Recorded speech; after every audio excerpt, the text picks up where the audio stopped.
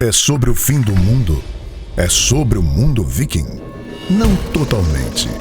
São conflitos, decisões, tragédias e resultados que têm habitado o nosso mundo penal e processo penal. E quem conta? 2 integrantes dessa angústia diária.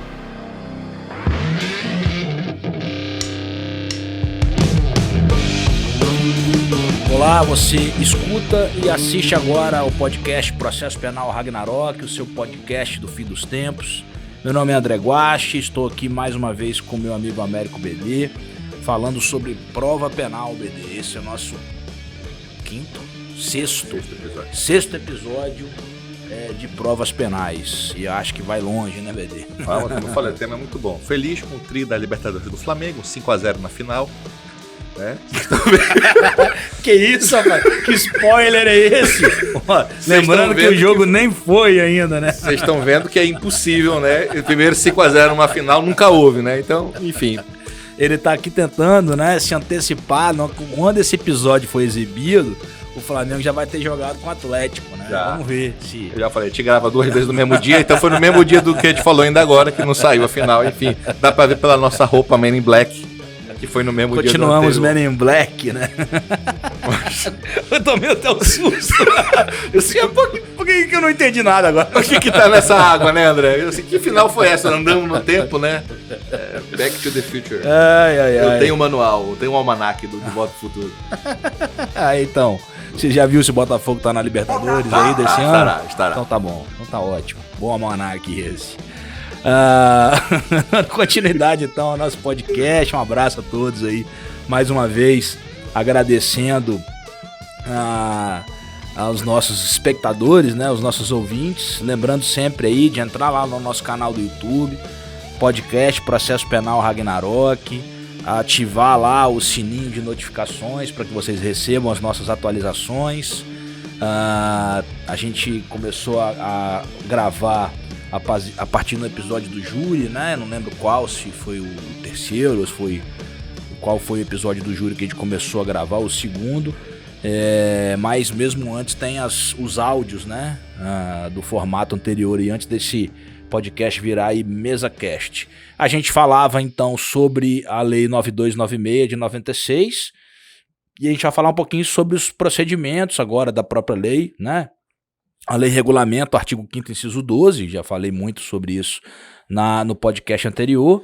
Só uma questão antiga, mas importante, o Supremo reconheceu que todas as interceptações anteriores à lei foram declaradas inconstitucionais pelo Supremo. Então, no Brasil, só a partir da 9296 é que se pôde falar de interceptação telefônica como prova lícita. Perfeitamente. Bom, finalidades, requisitos, qual que seriam...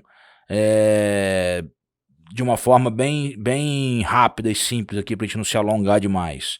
Ordem judicial fundamentada, é um requisito que tem a ver com a reserva de jurisdição, né? Interceptação telefônica somente por autorização judicial, ou seja, nós se enquadram ali exatamente naquela reserva de jurisdição, então só o Poder Judiciário pode alterar.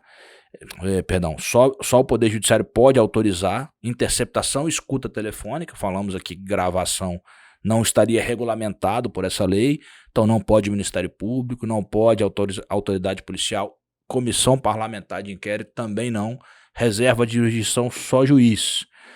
A violação do sigilo telefônico sem autorização judicial é crime, do artigo 10 da Lei 9296 de 96, e deve ser feito por juiz competente, sem se esquecer aí da que a gente chama de teoria do juiz aparente. Né? Então, isso aqui é um crime grave que no Brasil é muito comum, né? As pessoas às vezes descobrem a interceptação no jornal, na TV, né? Não pode divulgar conteúdo de interceptação telefônica. Pela regra da lei, isso só poderia ser feito depois que o juiz destruísse as conversas que são irrelevantes para o processo e decretasse o fim do sigilo. Então é crime fazer esta revelação, como é crime no 10 também gravar sem ordem judicial. O 10 tem 2 tipos penais diferentes no mesmo artigo, que é você interceptar sem ordem judicial e revelar conteúdo da interceptação telefônica. Há uma discussão muito grande, isso naquela época no Brasil, se juiz comete o crime do artigo 10º. Veja, na verdade, aqui nós temos 2 situações. O juiz levanta sigilo, o juiz não viola. Então, se o juiz levanta sigilo, eu não vejo como o juiz ser destinatário do 10. Ele pode levantar de modo equivocado, mas isso não significa que ele cometeu o crime. Evidentemente, né, pessoal? Agora, outro crime de gravar fora das hipóteses é uma discussão interessante, não culposo, evidentemente. Mas teve um caso, se não me engano, em São Paulo, né, que uma juíza interceptou o namorado. Não, um caso não, assim, constantemente. Uma coisa que eu sempre falava com minha assessoria, qualquer pedido de interceptação telefônica e pedido de prorrogação de interceptação telefônica, confere um por um os números, porque sempre tive medo, receio, que já ouvi falar, já comprovadamente aconteceu justamente de pessoas mal intencionadas, e aí que participavam da investigação, investigador, delegado, promotor, não sei, mas mais de uma vez, né, eles inseriam números lá num pedido de prorrogação, às vezes numa operação grande. Inseriam, lá, você tem lá 50 números interceptados. Se você vai prorrogar, às vezes insere um número justamente do quê? Da sua namorada ou do seu namorado, como você está dando exemplo aí da própria juíza que interceptou o marido ou namorado, né?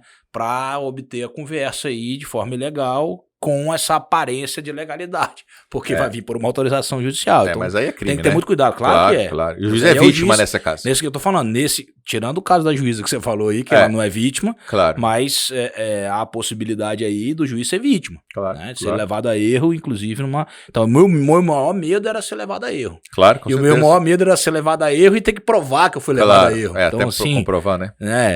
Eu sempre tive muito receio com isso aí. E vejo que esse é um outro ponto complicado, porque a gente tem que ter esse cuidado. Não importa em nome de quem está a linha, importa que linha está sendo usada. Porque é claro que o traficante não vai ter a linha no nome dele. Se discutia muito isso, tá no nome da filha, que é uma criança, que não é alvo da investigação. Tá, mas é o celular que o traficante está usando pelo cruzamento das informações.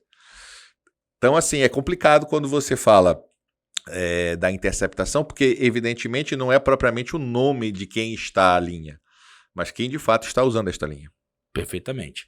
Bom, segundo requisito aí, investigação criminal ou instrução processual penal. Isso está na Constituição Federal e na própria lei, é um requisito específico. Mas se admite não há necessidade. Por analogia nos PICs, né? Nos processos de investigação que o Ministério Público investigação realiza. Criminal, tanto inquérito. Inclusive eu ia falar isso agora, não há necessidade sequer de inquérito instaurado. Eu posso fazer um procedimento cautelar prévio.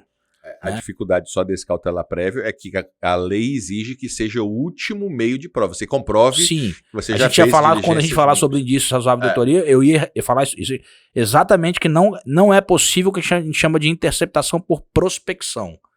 Essa é impossível quando você quer interceptar para saber se o cidadão está ou não envolvido. Entendeu? Quer dizer, não, peraí, primeiro você tem que ter indícios, ver, até porque certeza o delegado nem o Ministério Público podem ter, mas indícios fortes e elementos mínimos de prova de que ele está envolvido em algum tipo de criminalidade que permite, inclusive, a interceptação telefônica, para daí você admitir a possibilidade dessa medida extrema. Então não é possível essa... Isso é importante, que são estándares diferentes, apesar do mesmo nome, né? Porque se eu falar, olha, indício de autoria e prova de materialidade, eu já podia denunciar.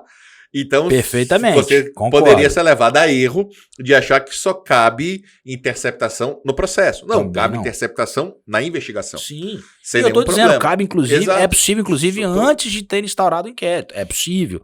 Só pode ter cuidado com essa impossibilidade, como eu falei, de essa interceptação ser feita por prospecção. É o nome utilizado para quem gosta aí de provas de concurso público, de vez em quando cai.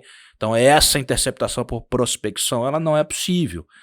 Que seria verificar se ele está ou não envolvido em alguma atividade ilícita. Então, você tem que ter um mínimo de prova de que ele está envolvido, mas não indícios suficientes para e que você não consiga também provar de outro meio, que é fundamental essa limitação, que é das dificuldades, que é quase impossível, apesar do CNJ quase chegar a autorizar, você sair de uma notícia anônima e ir para uma interceptação.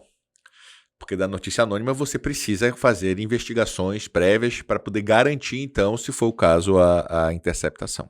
Ok. Então, ordem judicial fundamentada, indícios razoáveis de autoria, investigação criminal, para investigação criminal ou instrução processual penal, são os terceiro requisito até agora. Um questionamento interessante: é possível deferimento de autorização judicial com foco em linha pública, aberta ao público ou de entidade pública? Então há uma suspeita de que um determinado servidor público, funcionário público para fins legais, se está se valendo do cargo para obter vantagem ilícita. Posso interceptar o telefone da repartição pública? Para usar uma expressão antiga aqui.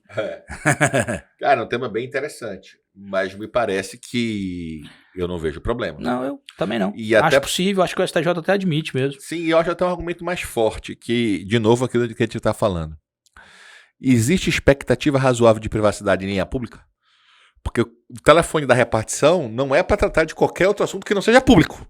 Não é para você falar na linha da repartição... De crime. Não é para falar do crime, né? Muito menos do crime que você está cometendo enquanto servidor público ou outro crime. Sim, ou conversas íntimas, ou o problema porque o problema maior da proibição é justamente... é violar a intimidade. Exato. Só que você não tem, você está usando um telefone que não é para esse fim. Então você abriu mão. Então eu não vejo uma expectativa razoável de privacidade nesse caso. Entendeu? É totalmente diferente, porque alguns poderiam dizer assim, eu não sei bem qual é o apartamento, faz uma busca geral aí, genérica, pega qualquer... Não, aqui, eu vou pegar conversas de pessoas que não são alvo da investigação ao usar aquela linha. Claro que vai pegar. Óbvio que vai pegar.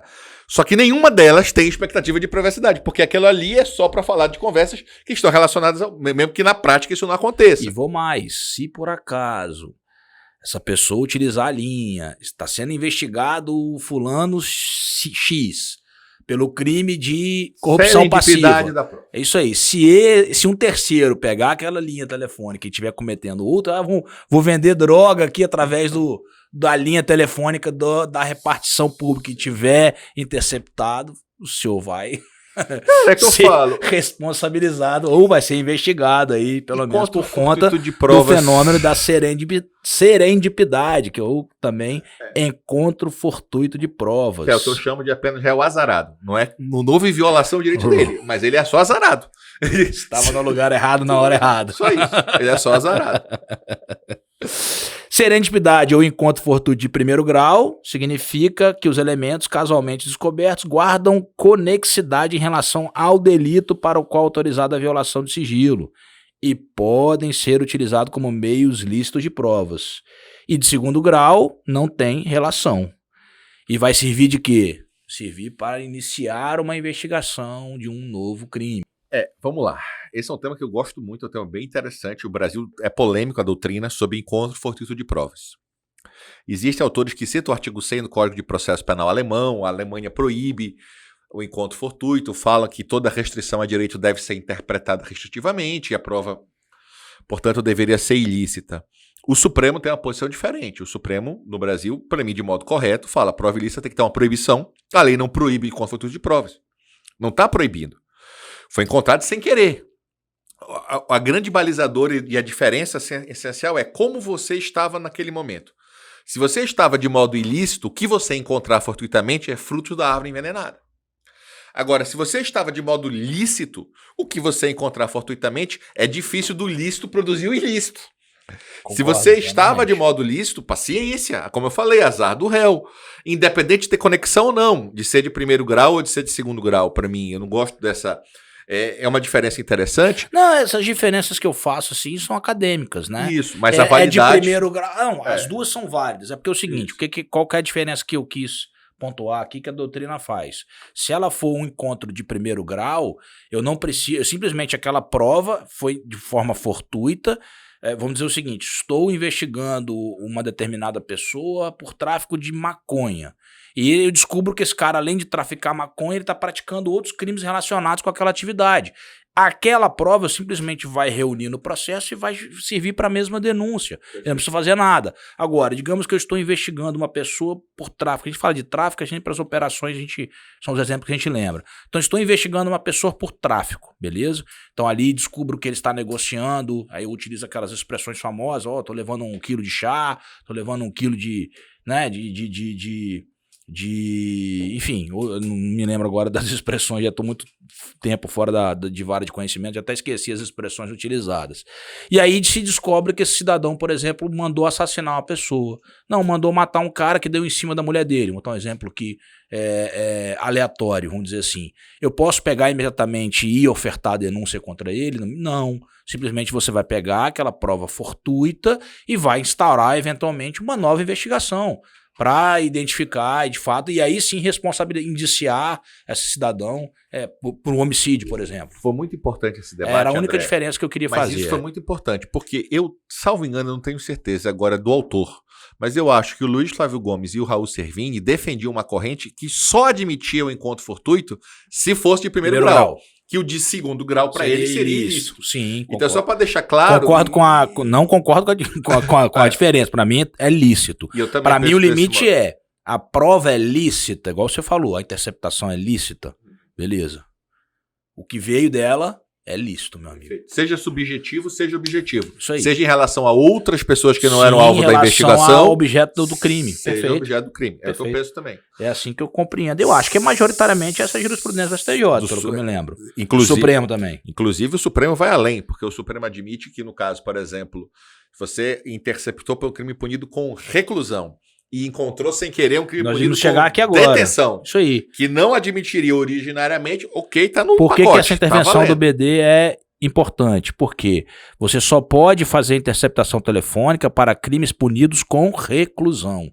Eu não posso fazer para contravenção penal, para infrações político-administrativas, mas se durante essa interceptação telefônica, em razão do fenômeno do encontro fortuito de provas ou da serendipidade, forem encontrados elementos que indiquem a prática de uma contravenção penal, de uma infração político-administrativa, de uma infração ético-disciplinar, de uma infração de algum caso de improbidade administrativa, pode ser utilizada essa prova desde que a interceptação tenha sido lícita.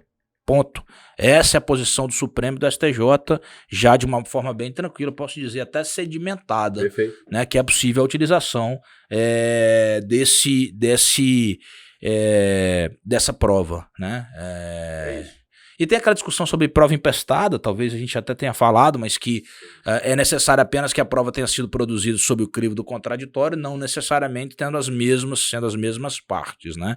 Que aí é uma questão de processo futuro, mas já me antecipando aqui já. O cuidado que a gente tem que ter no encontro fortuito é o problema dos escritórios de advogados, da questão da OAB, porque temos uma lei específica que aí proíbe o encontro fortuito. Você pode discutir se é constitucional ou não, está lá em nome da ampla defesa, é um critério importante. Então, se você intercepta um advogado, evidentemente ele já tem que ter cruzado a fronteira, ele não está ali só como advogado, necessariamente ele está sendo investigado também, mas ele pode estar sendo investigado do crime X e estar legitimamente atuando como advogado em relação ao cliente Y.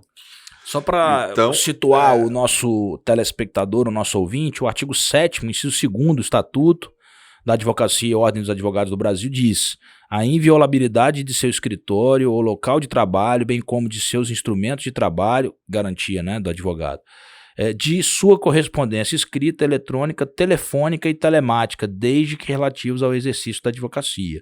Então, existe um direito, né, da advocacia em geral, né, da inviolabilidade do escritório, das suas comunicações telefônicas relativas ao exercício da advocacia. Por isso há uma discussão com relação a essa possibilidade do encontro fortuito de provas nessa circunstância específica. O que se quer proteger não é o abuso do advogado, o que se quer proteger aqui é o cliente. O que se quer proteger é o direito de defesa do cliente que contratou um advogado que eventualmente esteja sendo investigado sem que esse cliente saiba. E aí o parágrafo vai dizer lá, 6º e 7º, salvo engano, que excepcionalmente é possível, quando ele for investigado, realizar as provas, suspende o sigilo, evidentemente se suspende essa imunidade, mas é no limite do alvo do que você está procurando, porque ali sim há uma proibição expressa da serendipidade. E como eu falei, o fundamento desta proibição não é transformar a advocacia, não é nada disso. É proteger os clientes dos advogados que estarão que poderiam... Agora, algumas pessoas já me perguntaram uma vez, tá, e os clientes dos médicos, dos psicólogos, por que você não proíbe isso em relação a todas as demais profissões? Lembrando que a regra é que todo meio de prova é válido, então as exceções têm que estar previstas na lei, expressamente a lei só fez isso em relação a escritório de advogados. Que pode ler o artigo agora, André? É o parágrafo 6º? Isso. Presentes indícios de autoria e materialidade da prática de crime por parte de advogado, a autoridade judiciária competente poderá decretar a quebra da inviolabilidade que trata o inciso 2º do caput desse artigo, em decisão motivada, expedindo mandado de busca e apreensão específico e pormenorizado a ser cumprido na presença de representante da OAB, sendo em qualquer hipótese vedada a utilização dos documentos, das mídias e dos objetos pertencentes a clientes do advogado averiguado, bem como dos demais instrumentos de trabalho que contêm informações sobre clientes. O que o BD está dizendo é o seguinte, a proteção aqui é daquela garantia da ampla defesa, do advogado cliente. Se o advogado é investigado, se ele é investigado pelo cometimento eventual de algum crime, ele não pode se valer dessa prerrogativa em seu favor. Ele não pode se valer dessa prerrogativa em seu favor. Agora eu faço um questionamento seguinte, e se for crime diverso, no encontro fortuito de provas? E se ele não estiver falando daquele crime que está sendo investigado, se for um outro crime? Exemplo, vamos lá. Eu estou interceptado a linha do réu. Então ele conversa com o advogado sobre, vamos usar o exemplo do tráfico aqui. E se ele fala sobre outro delito, muda de figura ou continua tendo a impossibilidade da utilização do encontro fortuito de provas? Eu acho que a tua pergunta é muito importante para te fazer uma distinção. No teu exemplo, quem está sendo interceptado é o réu, não é o advogado. Não. Se é o réu... Com relação à interceptação do advogado, é ele que tem que ser o investigado. É Exato, claro. Eu exato. não posso interceptar, para mim, me parece claro que eu não posso interceptar o advogado para... Jamais. Né, para produzir prova contra o réu. Eu não posso fazer isso. Perfeito, né? Estamos de acordo. Estamos de acordo. Então, quando advogados... Então, vamos dizer o seguinte... fato notório aqui do Espírito Santo. Alguns advogados estavam se valendo da profissão de advogado para receber o que eles chamam de catuque de alguns membros de organizações criminosas das unidades prisionais do Estado. Não era um catuque simples, eram catuques com ordens de assassinatos, com ordens de realização de crimes graves. Aqueles advogados ou advogadas eram investigados de estarem fazendo isso. Então, eles não sei se foram nesse caso, mas eles poderiam ser interceptados perfeitamente. Porque senão você cria uma imunidade também invisível. O que não pode acontecer é o seguinte, um criminoso, né, uma pessoa investigada, vamos dizer assim, procura o escritório profissional de advocacia para fazer a defesa do processo. Eu não posso interceptar o advogado, que não é investigado, porque eu quero elementos de informação para produzir prova contra esse cidadão. Isso é impossível, isso não pode acontecer. O que eu estou falando é o seguinte, digamos que aí é o réu sendo interceptado.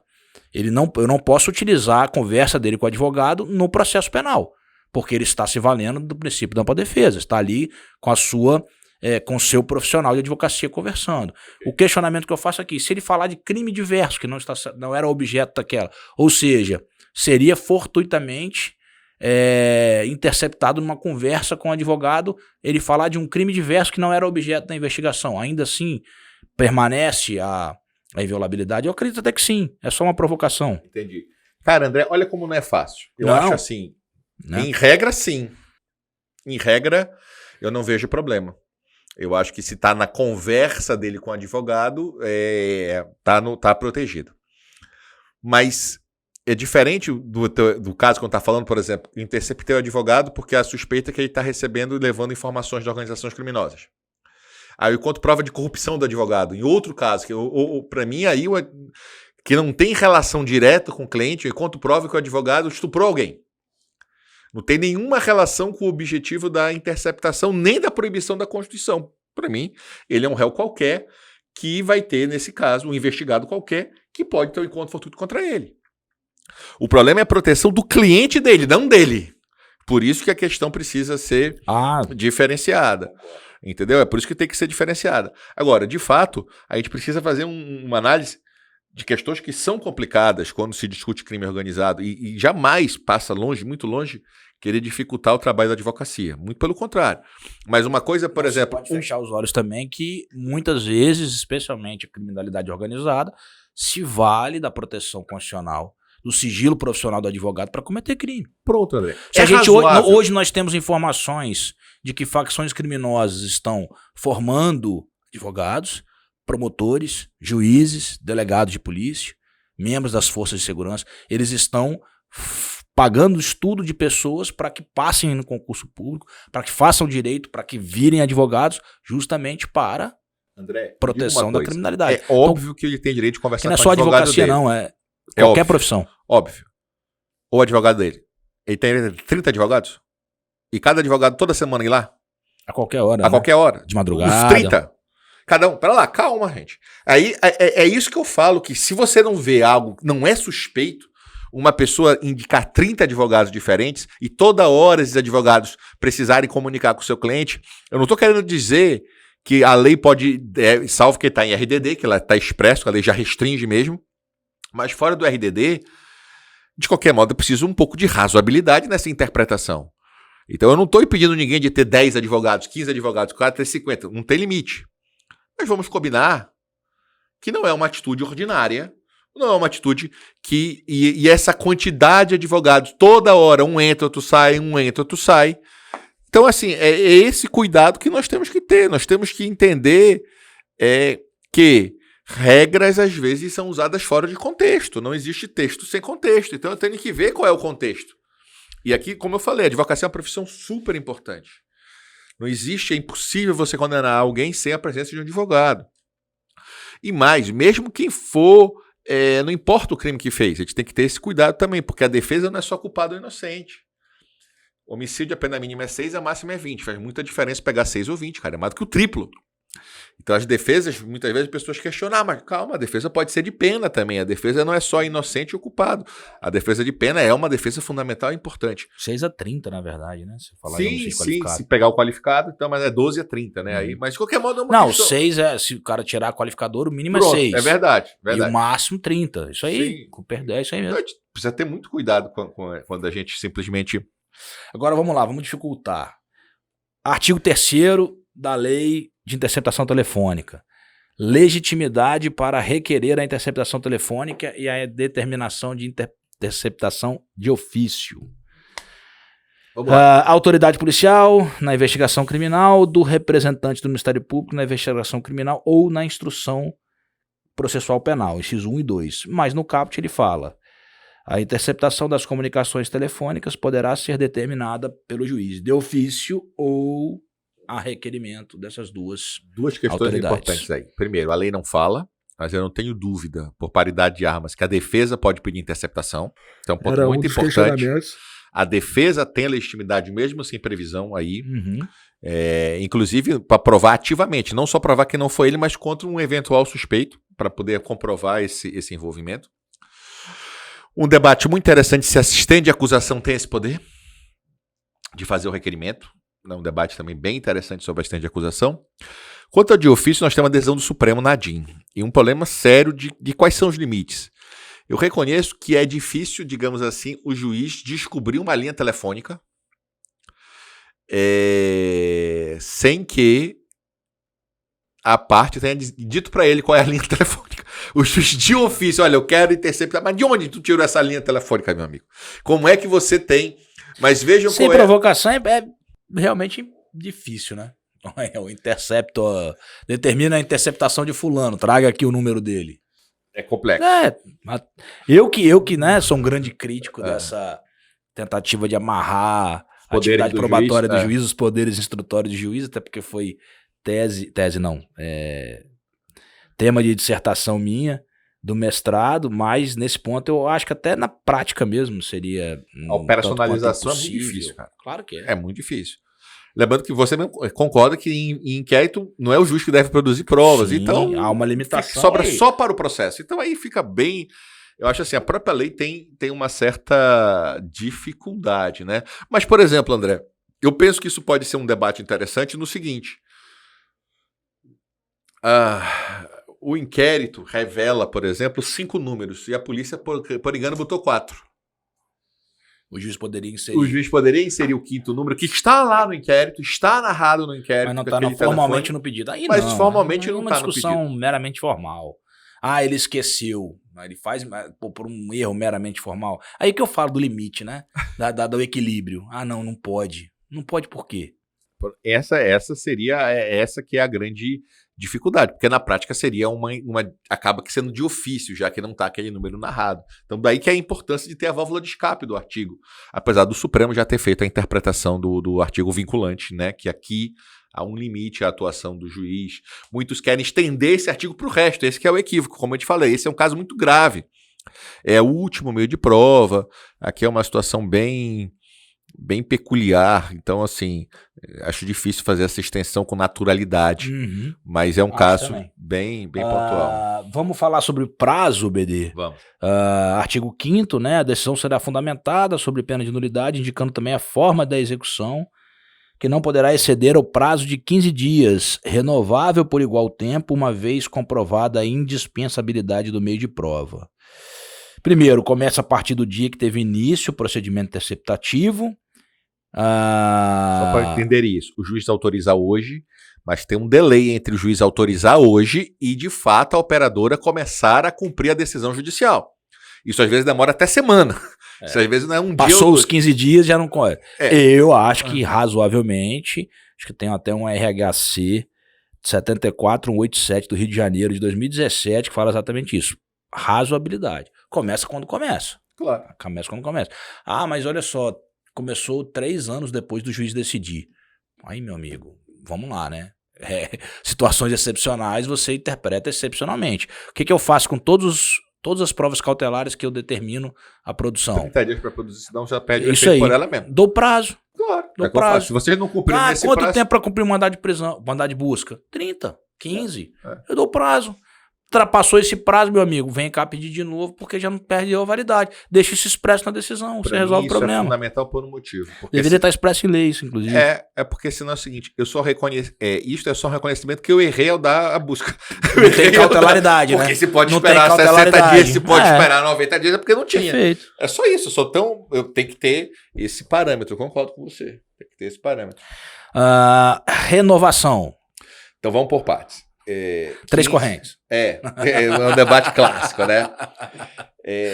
Pra quem não sabe, aqui tem uma figurinha do BD no WhatsApp que ele fala assim, 3 correntes. O povo lá, porque eu gosto das correntes, porque eu volto a falar, ninguém é obrigado a pensar, e tem argumentos às vezes razoáveis no direito para os dois lados, até para uma terceira corrente, para uma quarta corrente, enfim. Então eu gosto muito. Então meus alunos têm esse negócio, eu já ganhei em festa de formatura umas correntes para guardar, enfim, o povo é criativo com a teoria das correntes. Mas são correntes, é isso. Veja, esse é um tema bem interessante. Então fala 15 prorrogáveis por igual período. A pergunta, na verdade, é tranquilo que eu não posso aumentar por 40, por 50, é 15, eu também não posso dar 30 de uma vez, logo, é 15 prorrogáveis por igual período. O debate, na verdade, é quantas vezes eu posso prorrogar. Quantas vezes eu posso prorrogar? Você tem uma corrente do Geraldo Prado e uma decisão do STJ que entenderam o seguinte, olha, é 15 prorrogável uma vez por mais 15. Uma única vez. Porque eles entendem que se a Constituição fala que o estado de defesa dura 30 dias, na prática, quando você intercepta um telefone, o que você faz é afastar por completo a intimidade dessa pessoa. Então, você, entre aspas, num estado de legalidade, trabalha com o estado de exceção, que é o estado de defesa. Então, como lá só pode ser 30 dias, aqui só poderia ser 30. Um outro argumento que é utilizado para dizer que só cabe uma é que se eu passar um ano interceptando alguém, deixa de ser direito penal do fato e passa a ser direito penal do autor. Parece que eu estou investigando a pessoa e não o fato, porque não é razoável você ter esta questão assim de prorrogações indefinidas. A posição majoritária do Supremo e da doutrina é a outra corrente. A posição majoritária é que não há um limite prévio, pode ser uma vez, 2, 3, 10, 50, não há um teto. Mas esse é o que é o grande ponto de equilíbrio para mim no tema. E por isso que eu me filio a essa corrente. A cada 15 dias o juiz tem um ônus de demonstrar, fundamentar por que aquilo ali precisa ser e de que modo aquilo ali continua sendo necessário. Tem operações já anuladas. E senão fica exatamente assim, renovações automáticas. Isso não pode. Pronto. Tem operações que já foram anuladas porque o juiz copiou e colou a primeira decisão até a última. Foi prorrogando, só copiar e colar. É claro que eu não tenho como a cada decisão colocar outro indício de autoria, outro prova, não é isso, mas a necessidade pertinência da prorrogação. Olha, ainda é necessário prorrogar, porque as conversas têm esse tipo de elemento. Então, sim, é uma organização criminosa que de venda de armas constante. Então, quanto mais elementos, cada vez você tem que fundamentar. Que os argumentos vão ser parecidos, vão. Agora, realmente não dá para você recortar e colar a primeira decisão e copiar ela. Ou então dar um despacho, autoriza a renovação, ponto. Não, e aí que são duas coisas que eu acho importantes, né? A primeira, realmente eu não posso ter um prazo fixo, porque se eu tiver o prazo fixo, pode ser que esteja chegando agora no núcleo mais importante da organização. Sim, sim. Então, pode ser que seja no 61º, no 91º, então a data fixa, isso criaria um problema. Um monte de encontro do ponto de vista, pronto, você cairia numa situação delicada do ponto de vista do interesse público e do interesse da sociedade. Agora, uma informação relevante. Existe um recurso extraordinário, 625, 623, Paraná, que o Supremo admitiu como matéria de repercussão geral. Então, aguardemos para ver se haverá alguma alteração jurisprudencial. Eu acho que não. Eu acho que eles vão manter a possibilidade de prorrogação, ao que tudo indica, com necessidade de fundamentação a cada prorrogação. Existia projeto de lei que limitava a 1 ano, que se considera que é um prazo razoável, mas não está, foi só projeto. Agora, um aspecto que eu acho importante, sabe, André? Isso até foi um caso real que eu atuei. Antes de prorrogar, eu sempre peço os melhores momentos da investigação. A lei autoriza o juiz a pedir da polícia o relatório. De por que eu quero, por que você quer continuar? Me diga aqui, nessas interceptações, o que está levando você a prosseguir. Eu tive um caso curioso que a polícia disse, olha, eu não vou lhe fornecer. Para mim, né? Eu falei, não tem problema. Você não fornece, eu não prorrogo. Nós estamos sem nenhum problema. Você não quer me fornecer a informação porque não tem problema. A prorrogação está indeferida. Aí forneceram. Em menos de 24 horas conseguiram fornecer o que eles diziam que eu não fornecer. Tu foi bonzinho, cara, porque eu ia fazer a requisição sob pena de. Não. Porque não como o cara. Não, olha, vou negar uma determinação, uma requisição judicial agora. Eu só falei, você não quer me entregar? Não tem problema, tá indeferido. Qual foi o motivo dele? Tá indeferido. Ele falou que dava muito trabalho, que ele não tinha condições operacionais naquela hora de fazer aquilo. Então, justificou pelo menos. Não posso. Não ele não disse, ele disse assim, tava agora, não tem problema. Se você não me der. Pior é falar assim, não, acho que se eu tiver contato com a prova, atrapalhar a investigação. Eu achei que era alguma coisa assim, né? Você não tem problema. Se você não vai me dar, eu não prorrogo. Sigilo fácil do juiz agora. Acabou. Pronto, exatamente. Isso é uma loucura. Mas por que eu falo isso? Eu não duvido de nada, meu amigo. Porque quando você tem várias prorrogações, aí que é o problema pra mim. Não adianta o que aconteceu aqui. Aqui já foi o motivo da prorrogação pra cá. Eu quero saber agora, daqui pra cá. É tipo embargo de declaração, O quinto não pode ser mais do primeiro.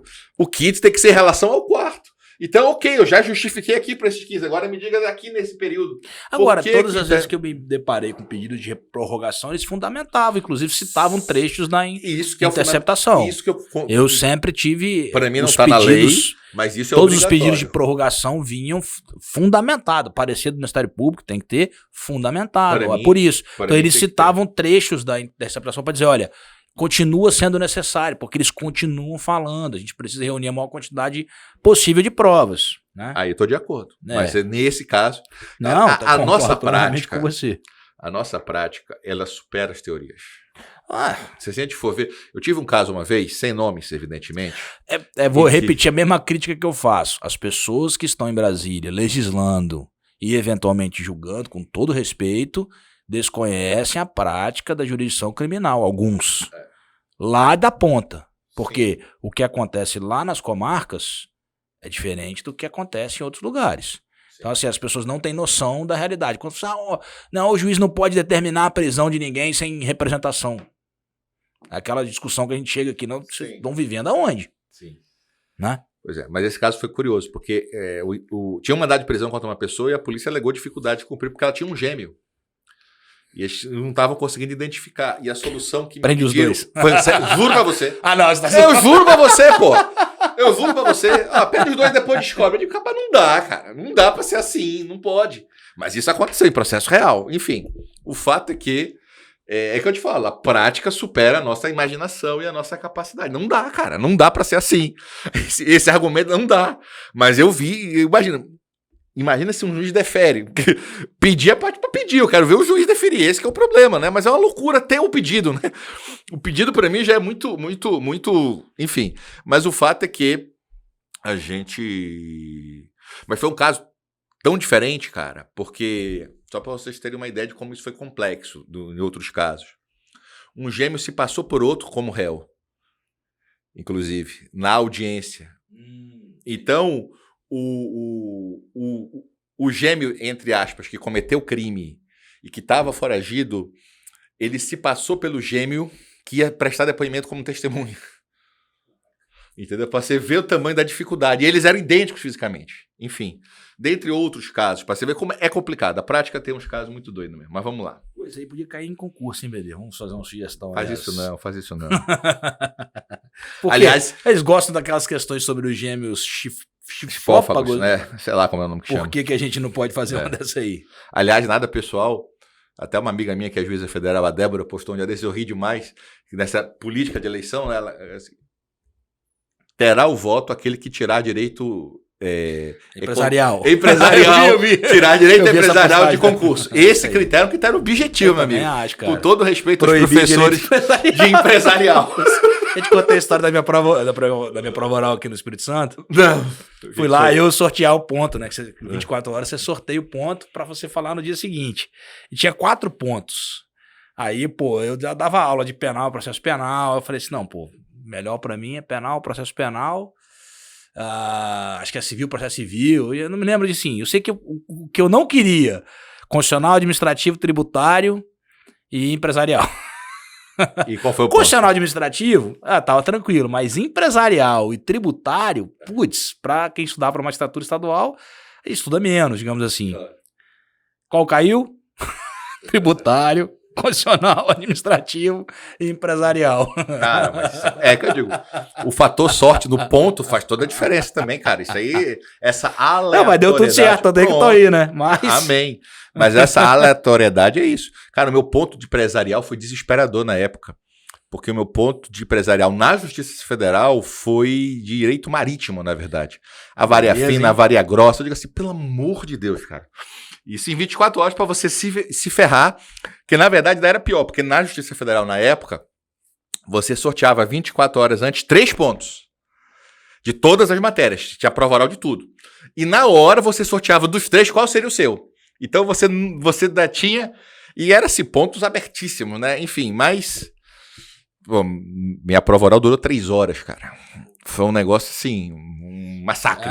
Mas graças a Deus, como deu certo. Essa minha última do TJS, eles tinham um prazo, acho que era 20 minutos, 25 minutos, 15 minutos. Tinha que cumprir a risca, era o CESP. Uma loucura também. Não, eu preferia ter 2 horas pra falar. Pronto, eu também. E foi.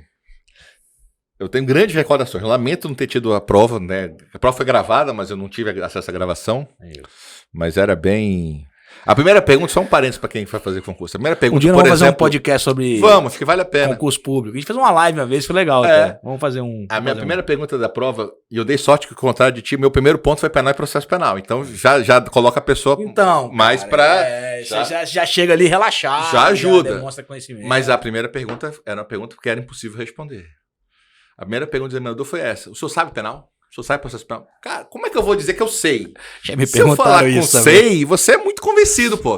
Se eu falar que eu não sei, você tá aqui fazendo o que na prova oral? Vai passar por clemência? Então eu usei aquela estratégia, né? Saber é algo relativo. Depende muito do que for perguntado, do que você tem que ter este cuidado, porque a prova você não sabe, ninguém sabe tudo de nenhuma área. Então, era uma coisa mas dei sorte.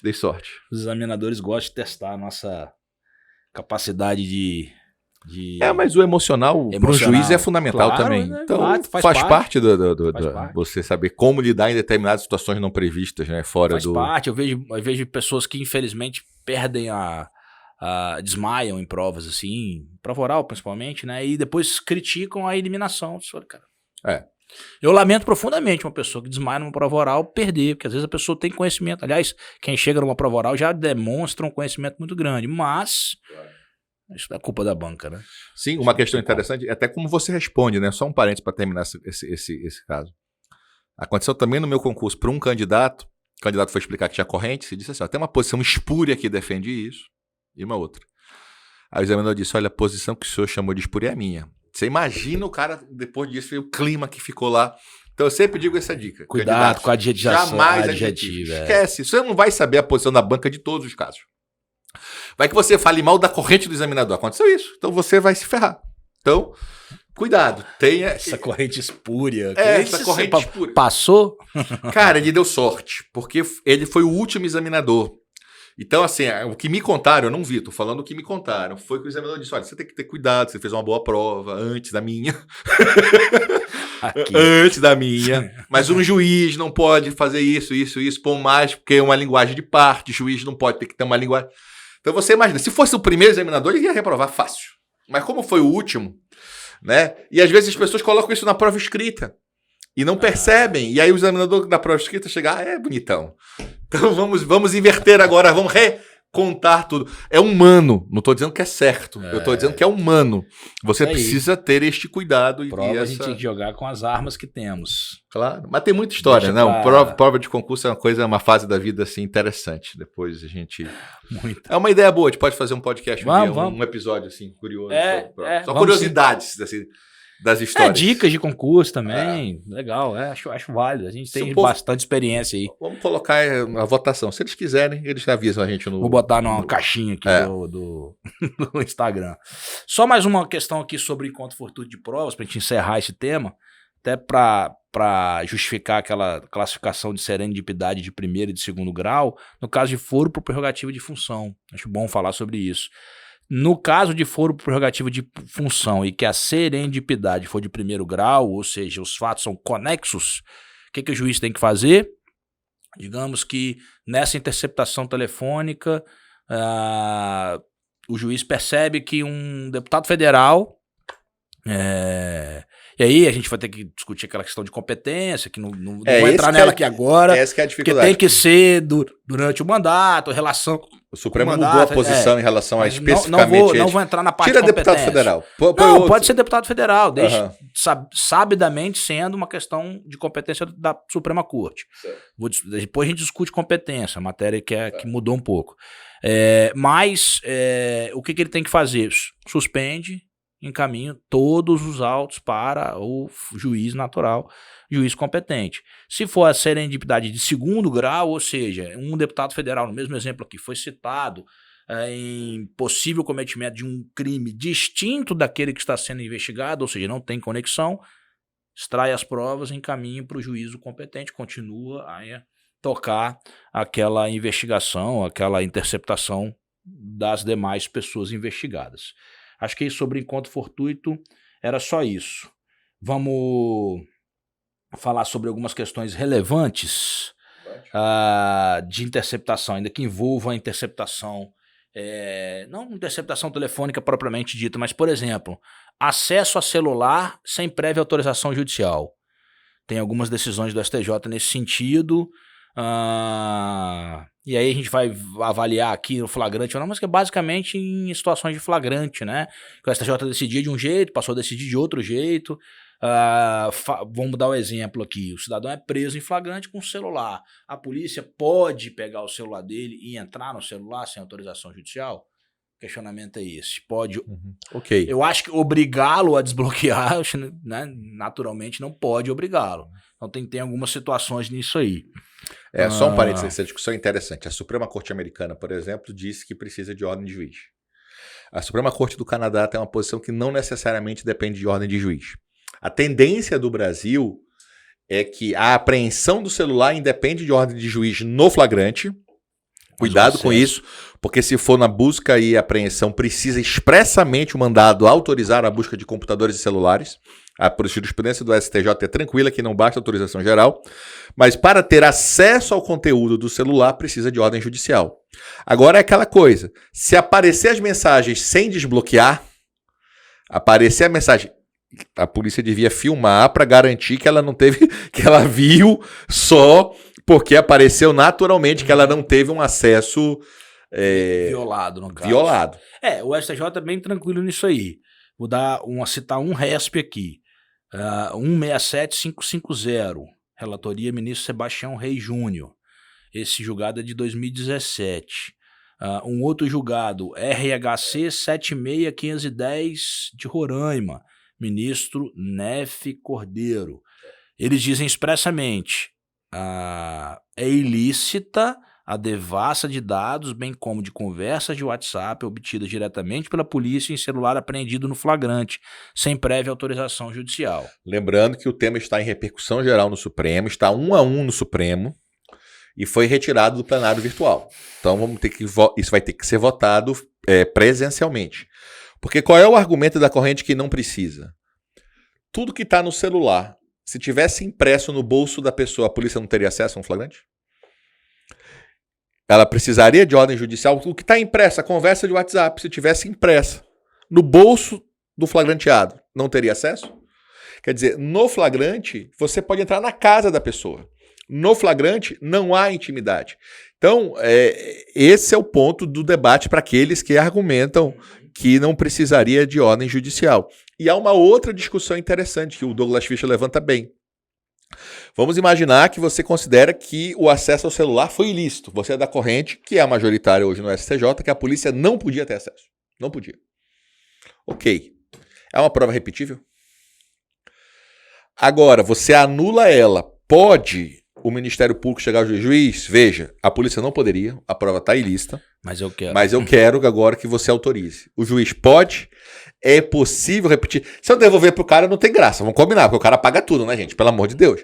Mas assim, antes de fazer a devolução, é possível esse requerimento? Não é uma mera convalidação, né? Você teria que agora... Pergunta interessante. Haver um novo pedido. Eu acho que é possível, sim, até porque ele vai poder analisar todas as conversas, né? O que os policiais olharam. Porque o que acontece muito na prática é o policial pegar o celular e, por exemplo, uma segunda pergunta, ele atende as ligações que são feitas ao celular dele, ele verifica que o cidadão está vendendo, no caso de drogas, né? E vai no local, local onde a pessoa está marcando de comprar, entendeu? Isso. Então, esse tipo de coisa que eles fazem. E o STJ simplesmente tem falado, olha, você pode apreender o celular, foi o que o BD falou. E, para entrar no celular, autorização judicial. Eu questiono, e se o próprio autuado liberar a senha? Alguém libera? Sim. Aí é complicado. Por isso que eu falei da filmagem. Aquela lesão do disquete é muito paradigmática. Filma para provar que o cara liberou voluntário, cara. Essa é a dificuldade. E tem que ser ele, porque eu já tive um caso interessante que a namorada deu a senha. A namorada tinha acesso à senha e ela deu a senha. Cara, ela não é alvo da investigação. Mas é uma boa discussão essa senha fornecida por terceiros, né? Para mim é a mesma situação, não pode. Tem que ter ordem judicial ou ele próprio fornecer. Terceiros não podem fornecer a senha, porque não é o alvo da investigação. Mas é uma discussão bem interessante, cara. E bem moderna, porque hoje as pessoas falam, entre na minha casa, mas não mexe no meu celular, né? A conversa do celular é mais íntima, é mais privada do que a própria residência da pessoa. Atender, então, só lembrando aqui, atender o celular do autuado, se passando por ele, também é prova ilícita, segundo o STJ. E aí tem um plus ainda, né, cara? Que é a polícia se passar pela pessoa, né? E aí aquela outra situação também que é totalmente antinatural e que o STJ está discutindo, né? Você prende a pessoa em flagrante na rua. Você pode levar a pessoa até a casa dela para entregar, porque é antinatural tu imaginar que alguém que foi preso em casa, olha, tem mais coisa dentro, lá em casa as drogas, aproveita e vai lá, né? E consegue as outras. Pois é, isso é complicado. Essa é a discussão. Muitas flagrantes feitos exatamente no meio da rua, eles vão desembocar, se eu estou usando a expressão, já estou com fome, na casa do cidadão. Quer dizer, eu prendo ele na rua e muitos depoimentos são nesse sentido. Não, ele falou que tinha droga em casa, a gente se deslocou para lá. Eu não posso também, eu sempre digo isso assim, eu não posso desconfiar da atividade policial, né? A ponto de dizer que isso não é uma verdade. Eu acho isso muito forte de falar. Eu vi até um professor esses dias falando, só Auri Lopes, né? Fazendo uma crítica nesse sentido, como se todo e qualquer ingresso no domicílio seria ilegal, porque é uma falsa percepção de que o cidadão vai colaborar com a atividade policial. Mas que, de certo modo, é sim complicado. Até porque se essa premissa for verdadeira, todas as confissões são nulas, né? Sim. Se eu tô não posso confessar, lados, né? Não dá para ser exagerado. Claro. Como o professor Auri está defendendo, eu discordo dele nesse ponto, não dá para você colocar no balaio tudo. É que ele defende que nunca é possível a autorização por parte do cidadão. Sim. Para ele a prova é ilícita. O cidadão não pode dar autorização. Sim. Essa ele não pode, quem pode, né? A Constituição fala o quê mesmo? Não, e a casa dele, pô. Mas enfim, mas é uma discussão boa. Enfim, o que eu... Até me perdi no que eu tava falando aqui. Não, mas é essa discussão de depois de prender na rua e levar pra... É isso mesmo. Só um parênteses aí. E infelizmente é recorrente isso. E a gente tem que fazer o debate que também agora se faz essa distinção, né? Mandado de prisão engloba mandado de busca, ou você tem que ter 2 mandados, um para prisão, outro para busca. Prevalece que tem que ter os 2. Exato. Não pode mais, mandado de prisão não autoriza a busca automática. Aí eu vejo também, aí eu vou dizer uma coisa, é complicado, né? Há uma crítica absurda. É só pra prender. O cara entrou e olha ali droga, olha ali arma. Não, essa arma eu não posso pegar porque o mandado é só prisão. Não, mas aí fala sobre aquela questão de fishing... Expedition. Fishing expedition. Se tiver aparente, ok. Se tiver escondido, eu acho a distinção interessante. Sim. Porque, peraí, o mandado é de prisão, você não pode vasculhar. Mas se eu cheguei lá, tem 1 quilo de droga em cima da mesa da sala, meu amigo... Sim. Né? Sinto muito. Eu não vou fechar o olho, não. Aqui não pode, aqui não pode. Aqui não. Realmente. Aí o que eu falo de novo, tem um corpo. Exato. Um corpo no sofá morto, enforcado. A questão, qual é o limite, né? Veja a expressão, crianças. Fishing expedition, né? Expedição de pesca. É a ideia de você jogar a rede e pegar o que vier. Se quer. Então o que você está fazendo aí é dizer o seguinte, eu não estou investigando um fato, eu quero pegar a pessoa, então eu vou jogar... Vou aproveitar que eu estou aqui cumprindo mandado de prisão, vou fazer uma vasculhada aqui. Claro. Agora não, o cidadão vai solicitar um mandado de prisão, ou existe um mandado de prisão, o delegado vem e fala o seguinte, olha, eu tenho informações de que ele está nessa residência, não posso entrar na residência sem autorização judicial, a não ser que eu tenha certeza que ele esteja lá para cumprir o mandado de prisão, aí não teria problema. Posso pedir um mandado de ingresso na residência para prender? Pode. Agora eu posso pedir a busca? Tem elemento para pedir busca? Para quê? Você só vai pedir a busca porque você está prendendo a pessoa e vamos ver se ele tem mais algum crime? Claro, não dá para ser assim também. Concordo. Aí é comum isso. Concordo. Se pede um mandado de busca para quem vai prender, mas peraí. Há indícios que ele está cometendo novos crimes ou você só quer aproveitar a sua ida na casa do cara e vasculhar a casa dele toda? Né? Perder a viagem. Então a gente, é o limite que a gente precisa ter. A gente é juiz, a gente precisa ter esse limite. Mas é por isso que eu falo, cara. Não adianta decorar penal. Cada caso é um caso e você tem que ver que a circunstância é constitutiva do caso. Isso faz toda a diferença na resposta. Pois é, chegamos ao final aí, né? Nosso horário bateu. Uma última coisa só sobre o celular, porque a gente vem no próximo episódio e vai falar sobre captação ambiental, vamos dar seguimento. Diferentemente agora do celular apreendido com o cidadão, o STJ entende que é válido quando o celular foi abandonado. Então, digamos assim, a polícia chegou para fazer uma apreensão, correram, largaram o celular lá. Esse celular não tem proteção. Esse celular, segundo o Superior Tribunal de Justiça, não há ilicitude nessa questão. E o STF reconheceu repercussão geral da questão constitucional referente a esse tema.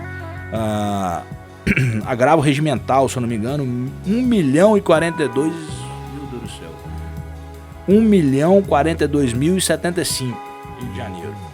Nós estamos aí longe.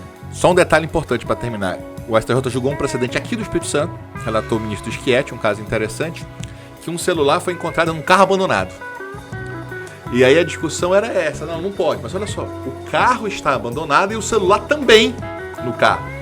Qual é a expectativa razoável de privacidade? Foi considerada a prova lícita a polícia ter acessado esse celular mesmo sem ordem judicial. Então, é que eu falo, essa peculiaridade a gente tem que, não adianta decorar, essa é uma peculiaridade relevante, então a decisão para mim de modo acertado. Não dá para falar sempre, é sempre impossível devassar o celular sem autorização judicial, não. É aquela frase que eu cito, que eu gostei muito, que tem no livro da Marcela Nardelli sobre do júri, né?